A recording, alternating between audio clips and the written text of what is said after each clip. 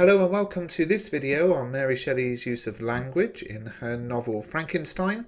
Everything I go through in this video comes from the ebook, which you can pick up through following the links in the description. So although I've covered some of this topic in my videos on setting, it's worth looking in more detail at a couple of specific examples where Shelley has used language for effect.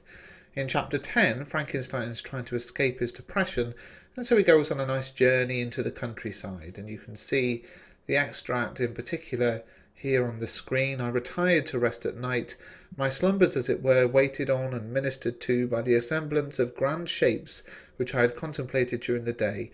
They congregated round me, the unstained snowy mountain top, the glittering pinnacle, the pine woods and ragged bare ravine, the eagles soaring amidst the clouds.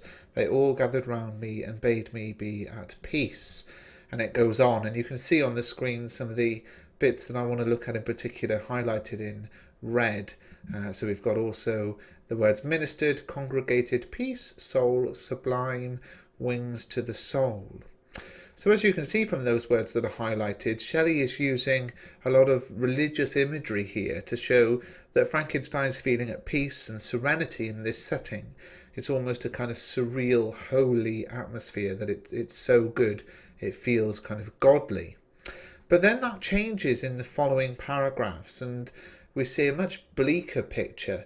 The ascent is precipitous, but the path is cut into continual and short windings, which enable you to surmount the perpendicularity of the mountain. It is a scene terrifically desolate. In 1,000 spots the traces of the winter avalanche may be perceived, where trees lie broken and strewed on the ground, some entirely destroyed, others bent, etc., etc. You get the idea, don't you, looking at the words in red. Again now, the language has moved from religious to bleak. But why? That's the interesting thing, I think. Well, shortly after this moment, Frankenstein meets his creature in the mountains, and Shelley is therefore using language to foreshadow that something bad is about to happen. The juxtaposition of positive with negative language heightens the impact of the negativity upon the reader, and that's a technique that is used often in the novel. Consider the following extract from Victor's chapter 18, Journey with Clerval. Now, this is again an extract that is filled with religious language. I won't even read you the extract, but you can see the words priest, divine, majestic, soul, spirit, and praise, all very religious words. And if you want to read the extract, of course, pause the video. So once again, Shelley uses religious language to convey the peace the characters find in the natural landscape, but it also very cleverly relaxes the reader. And when the reader is relaxed, it sets them up into a sort of false sense of security that everything is okay.